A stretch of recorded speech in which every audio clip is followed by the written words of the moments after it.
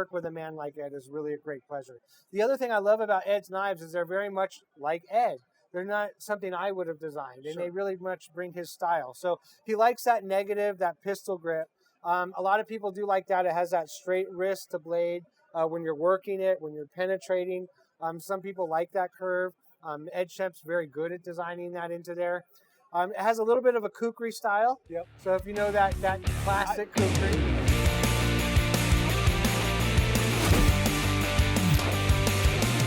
We are here at the Spyderco booth, SHOT Show 2026, with the man, the myth, the legend, Eric from Spyderco.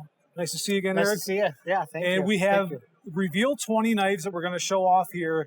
We've got some really cool stuff. We've got more 15V. We've got new lightweights, a couple brand new models. So, Eric, take it away because I'm excited and I want all of our viewers to see what we have going on here. Yeah, I'm very excited this is our 50th anniversary. So Spyderco turns 50, and after 50 years, we're still building that reliable high performance. And to kick off the 50th, I'm super excited about the Paramilitary 2 Lightweight. When you think of Spyderco, oftentimes you think of that Paramilitary 2. It is one of our most iconic flagship pieces. And now we're going to make it in that lightweight version. So you're going to have your bidirectional texturing, your deep pocket wire clip, which is reversible if you like. The lanyard's pushed all the way to the back, open construction. We have some nice flare here for your lock to get some extra strength in there. A nice relief so that it's easy to get to for that hole opening. Your double distal taper. This is a CTS BD1 grade, BD1N grade steel, but really pushing towards that high performance in a lightweight package. It's more inexpensive and easier to deliver. It's a great model, and for people like me, like the Para 3 Lightweight came out, I don't even know how many years ago. Right. Can you tell us a little bit of what went into this? Because I always thought, well, you made the Para 3 Lightweight, just make it bigger. Why did it take so long? So there's more into it. Yeah, whenever you make lightweights, you really have to overcome those engineering complexities. And so this has the compression lock. You can see that. The bar is going to come in from the side and engage on that lock. Whenever you make a lightweight molded handle and you have a side springed lock, the engineering gets a lot more complex as you get bigger and as you get smaller because those forces are trying to push the knife apart. And so the initial manufacturing of this, we were really trying to get that strength. We know that people's lives are going to depend on our knives. We want that performance. And so overcoming some of those adversities in engineering, like when I mentioned that extra plastic that's built up around this stop pin, how we do that engineering, how that lock is nested into there. For example, if you were to look down inside, there's this raised rib. It's probably hard to see on camera. You probably can't even see it. And that raised rib is going to go through the lock, and that's going to keep the lock more rigid from moving around. When you look at the Para 3 Lightweight, that feature's not in there. And so as you're engineering these, you build them out, you test them, and you see what bends, what breaks, and where you have to develop. And when you're doing it with a mold, you have to do it in the right shot. You don't want to keep pulling these molds and recutting them. And so sometimes the development of a knife like this just takes longer. And we're not going to put something on the market that's shy of our standards. That's always good to hear that you're pushing the boundaries while keeping the quality that everybody expects from Spyderco. Yeah. And actually now we're starting to coat the parts on the inside, and soon we'll be doing the blades. And so a lot of this is coming inside right now. It's a DLC blade. We're bringing a new texture to the market. I know I've talked about it in previous years, but now it's coming to fruition to where we can continue to bring a lot of value to the customer that's deliverable and performance based. And so if you're going to put a knife in your pocket, Spyderco still wants to be one of the best out there. And so this does have a black coated version. There's also the stonewash, and there will be serrated as well. And we like to be the sharpest knife out of the box. I mean, when you open that box and you cut with a Spyderco, it's nearly unmatched. There's only a number of companies that can have an edge that performs like ours. And boy, am I proud of those teeth. Spyderco was one of the first companies to really bring teeth to a folding knife. My father used to sell kitchen knives as a pitchman back in the day. He knew the power of serrations. And so, yeah, we continue to build serrations in most of our models. That's one of the reasons I'm talking about it and highlighting it, is I feel that we're some of the best at it. How big are those teeth? How far is that gap? What is the edge angle? How sharp is it out of the box? Is it on a single plane? What's the grain structure? Okay, so a lot more than what anybody ever and every really aspect thinks of the knife is that way. I could really, every aspect of the knife you can really jump into. And so departing from this, we have The reach back. a Schempp design. So throw that one open because it is a unique design that I just think has a cool factor to it. So Yeah. tell everybody a little bit about that. I love continuing to work with Ed. We've been working with Ed Schempp for over 25 years, and when you have that much knowledge in the knife industry, to get to work with a man like Ed is really a great pleasure. The other thing I love about Ed's knives is they're very much like Ed. They're not something I would have designed, and they really much bring his style. So he likes that negative, that pistol grip. A lot of people do like that. It has that straight wrist to blade when you're working it, when you're penetrating. Some people like that curve. Ed Schempp's very good at designing that into there. It has a little bit of a kukri style. Yep. So if you know that classic kukri.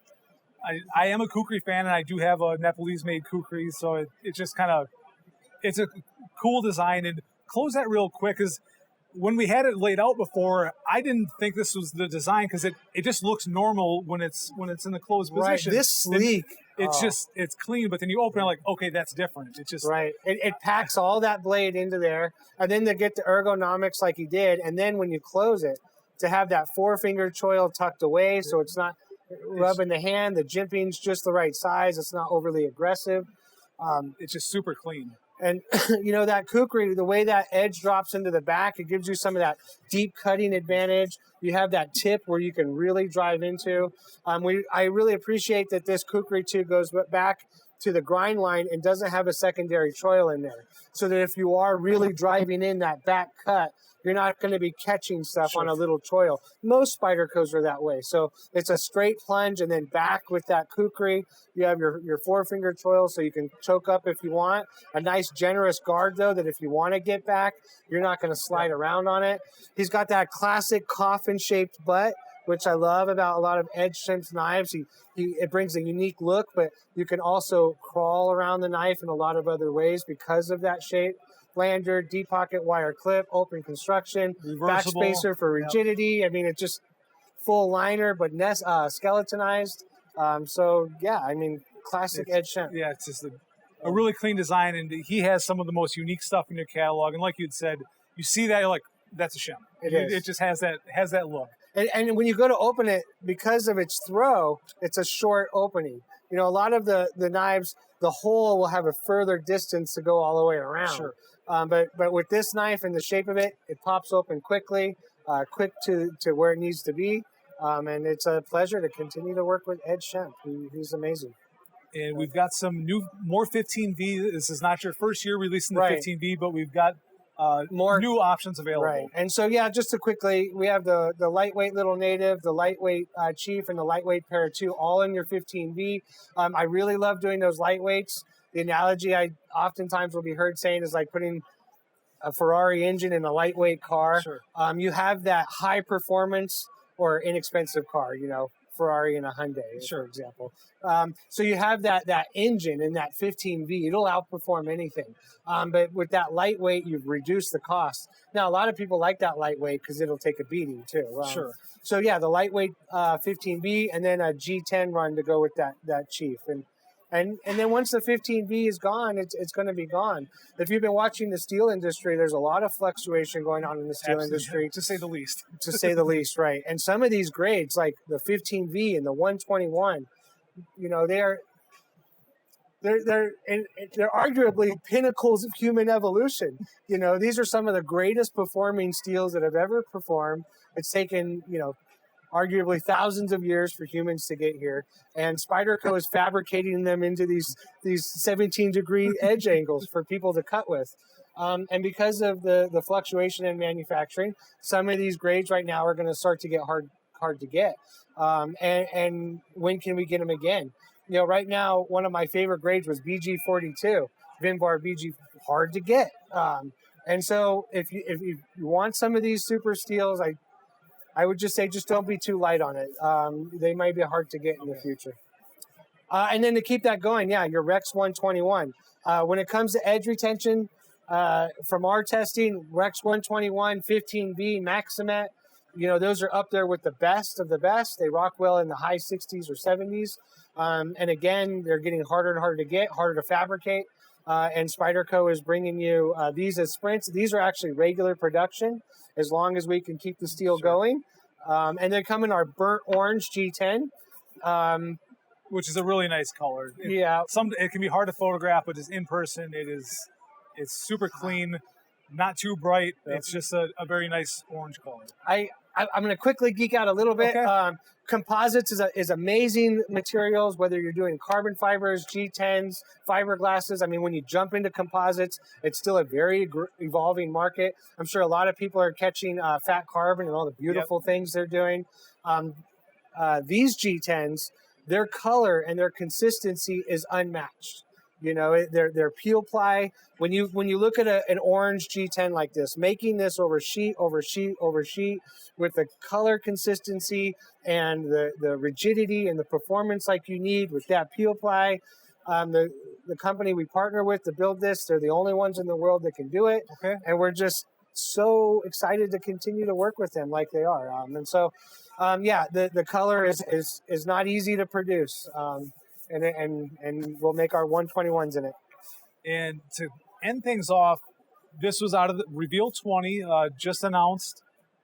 I had slept on this, so why don't talk to people about this thing, because I slept on it a little bit because I saw the price, saw the design, and it wasn't until I saw that little American flag in the PDF, I'm like, oh wait, I got to take a second look at this. So tell people about this, because I think it is one that a lot of people might sleep on until they see it in a video or more than just that flat shot on a website. So yes, I love this knife. Very excited. I did design it, so that's probably one of the reasons I love it so much. That also means you're not gonna let a bad product come out because it's got your name on it. And I can tell you all about it because I know all about it. So it's called the Charisma. It actually has taken damn near 10 years to get into the market. When I originally went after this knife, it was to make a 3-inch knife. So that's a 3-inch blade that's very thin. This has a 65 thou blade. When I went originally after it, was a 50 thou blade I was trying to achieve. But trying to make something that's going to slice, going to have a strong enough lock and perform like you want to, a lot of delay and challenges came in engineering a 50 thou blade. So we ended up with a 65 thou blade, great performance. So when you go to slice, it's going to be thin, almost like a kitchen knife. So it's going to slice a long time. It's going to be easy to resharpen. It comes in BD1N. When we went after that, we were trying to get a lot of edge. And so if you look at the size of this knife versus the size of a Para 2, big difference, but the edge is damn near the same. This knife weighs less than an ounce and packs a lot of cutting edge, and because of the thickness, cutting power. The tip is rolled a little bit, so you have that penetration power. It is a back lock. When it comes to locks, they're not all created equal. And what kind of lock can we put in a little tiny thin blade like this that's going to reach out that far and be strong enough? And there really aren't that many. And so the back lock is going to give you that great self-close. This is so light, under an ounce, you could carry it in your pocket and not worry about it popping open. You'd probably forget it's even in there. It's that light. And with the deep pocket, it really hides away. The round hole, you can get to it. The cutout here not only is great for the hand to grip, but it leaves that relief so that you can get into that hole. So it is left or right hand carry. The lock is strong because it is that block lock. So self-close, good action, solid lockup. Under an ounce. And so I think it almost becomes a bit of its own genre of knife. We really don't have anything in the Spyderco line that compares to this. I mean, you look at the retract, look at the thickness difference, or even the Para 2. Not even comparable. Yeah, not even comparable. And then when you look at the edge, this has more edge than a Sage, but you can throw it in your pocket and you can feel secure and safe. Very excited about this one. Very proud of it. And American made. I can't stress that enough because it's unlike anything I've seen in the American made. And you can get it for under $100, which is nuts. Yeah, I mean, this is an American made knife that'll do all that for under $100. It's a special piece. It's absolutely crazy. So always good stuff, Eric. We're glad to be here, and just I'm excited about the release. You guys always have cool stuff on your reveals, but I think this, with the Charisma, with the Paramilitary 2 Lightweight, this is going to be one of the best reveals that we've seen so far. I know that for some people, gee, I want new knives. Yes, we're trying to come out with new knives. And yes, these are more flavors of what we have existing. But we are some of the best performing knives in the world, giving you some of the best performing materials and new flavors and combinations. And so we're very proud of that after 50 years. We are going to get back to making some of those new knives. But if you want reliable high performance in your pocket, Spyderco is tough to beat. Well, you don't make it 50 years on making crap. So I appreciate the products, and we want to encourage everybody, if you're not a Spyderco fan, take a look at this stuff a little bit deeper and, you know, dive into the history, because 50 years is, I mean, that's a testament to the quality of Spyderco. And Thank you. You guys have been doing this for that long. So we appreciate you guys watching. Hit the like button, subscribe, and Thank again, you Eric, so much. always good to see